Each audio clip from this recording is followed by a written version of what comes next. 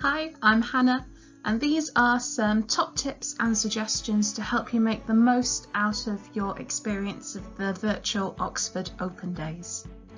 Oxford is a large university, and it's also made up of lots of different departments as well as lots of different colleges, so it might seem that there's a bit of an information overload, but don't worry, just think your way through it logically, and these are some top tips and ways that you can use to plan how you navigate the open days.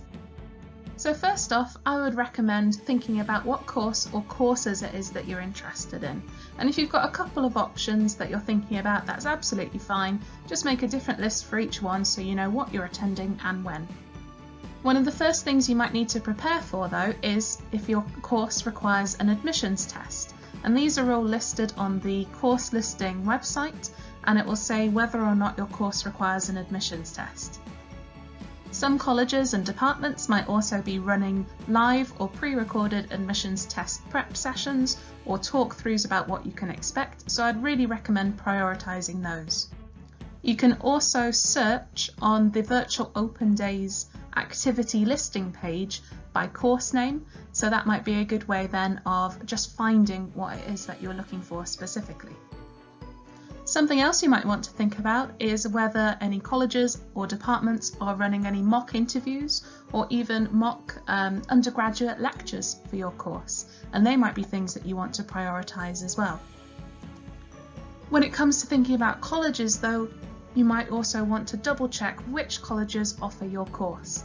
Most colleges offer most courses, but not all colleges offer every single course. So do use the website link and check which colleges offer your course so that you're not then wasting time looking at anything you don't need to.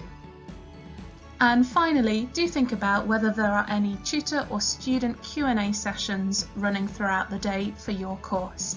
And they might take place at a department or at a college, but again, you can just search on that page by course name and then see what sessions are being run during the day. And especially if you're thinking of applying for that course at a specific college, I'd really recommend asking the students and asking any tutors that are available during the day. And then the second thing that you might be thinking about when it comes to applying to Oxford is about your college choice. And again, it's absolutely fine if you don't have a specific college in mind. You don't have to apply to a specific college in order to apply to Oxford. But if there is one that you like, or one that would be your preferred choice, then it's definitely worth applying to that one. So do use this time to have a look at all the different colleges that offer your course and which things would suit you. So first off, make sure you are checking which colleges offer your courses. So it's only worthwhile checking out colleges that do offer your course.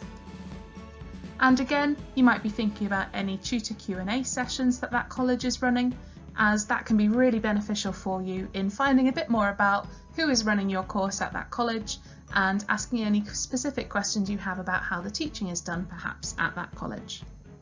But when it comes to choosing a college, and this will be very personal to you and what matters to you, there might be a few different things that you want to consider. So for example, you might want to think about the college's size, not just in its ground plan, but also how many students it has, whether it takes 70 students a year or 130 students a year.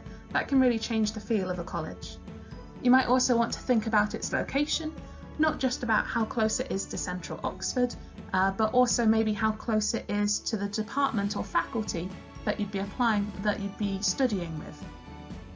It might be important to you about the age of the college, whether it's a very old one or a very new one. You might also have priorities around accommodation.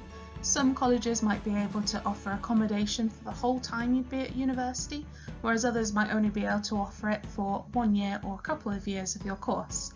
So do have a think about which of those things are important to you.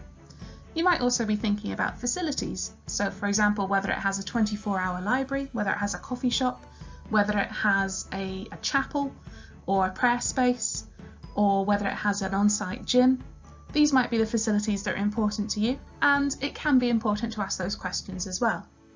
You might also want to think about what opportunities those colleges offer, so whether there are any bursaries or scholarships that are specific to that college, or whether they offer paid internships or any other opportunities during the course. You can really use the open day to get the most out of it and ask all those questions you might not have had the chance to if you're doing it in person. And then finally, do think about what students there are at that college. There will be student Q&A sessions run by a lot of different colleges, and you can drop in based on what subject they're studying or just generally chat with them. So do have a look and see what's running and see what questions you have and go ahead and ask them. And finally, here are 5 top tips for preparing for those virtual open days. First off, don't panic. You probably won't have time to watch every video or attend every Q&A session that is running across the whole university, even if you were there all day long on both days. So don't worry about that. However, a lot of things will be recorded and available online afterwards. So if you have missed anything, don't worry, you can always check it out in your own time after the open days have happened.